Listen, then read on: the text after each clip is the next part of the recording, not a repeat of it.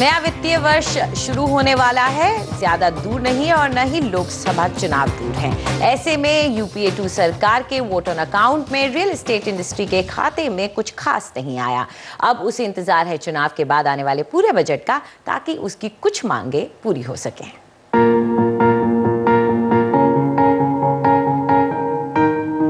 Real estate उद्योग की मांगों की लंबी फहरिस्त है।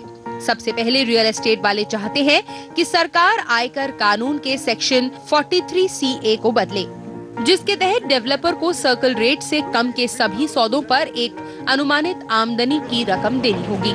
अगर कोई डेवलपर मकान बेचता है जिसकी सर्कल रेट के हिसाब से तय स्टैंप ड्यूटी बिक्री की रकम से ज्यादा है, तो सेक्शन 43CA के तहत स्टैंप ड्यूटी के आधार पर ही टैक्स जोड़ा जाएगा। यानी डेवलपर ने भले ही प्रॉपर्टी कम पैसों में बेची हो, लेकिन उसे आयकर ज्यादा देना पड़ेगा। इस कानून से उन सौदों पर भी असर पड़ा है जो कई साल पहले किए गए थे। Certain agreements or certain sale which happened in 2008-2009, but the agreements were registered today. कई ऐसे मामले हैं जहां बिक्री 2008-2009 में हुई, लेकिन करार की रजिस्ट्री अब हुई। दाम बढ़े हैं, इसलिए सर्कल रेट और जिस रेट पर सौदा हुआ था उसमें काफी अंतर है। Because of which again this provision is applicable, but on a very large scale basis, I think the price at which the developer is selling today is more or less more than the stamp duty value.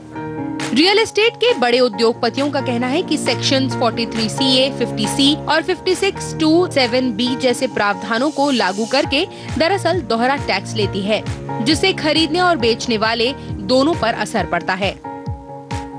Even if your property is not sold and it is stock in hand, you will have to pay income tax on it. जब तक property नहीं बिकती तब तक आपको income tax देना पड़ेगा, यानी बिना पैसा कमाए भी टैक्स देना होगा। प्रॉपर्टी खरीदने वाला अगर बेचता है तो उसके पास जो पैसे आए और आपकी बुक में है, इसलिए खरीदार और बेचने वाले दोनों को टैक्स देना होगा। ये दोहरे टैक्स का मामला बनता है। Even then, the income which will accrue to him when he will sell it, and since it is in your books, so even he pays the tax, you pay the tax. So you're charging double tax on one factor. It's an extremely damaging provision. Tax के कानूनों को आसान बनाने की मांग real estate उद्योग एक अरसे से कर रहा है, लेकिन आर्थिक मंदी और बढ़े हुए वित्तीय घाटे को देखते हुए लगता नहीं कि ये मांगे जल्दी पूरी होंगी। नई दिल्ली से ओनिता मोझा की रिपोर्ट, NDTV।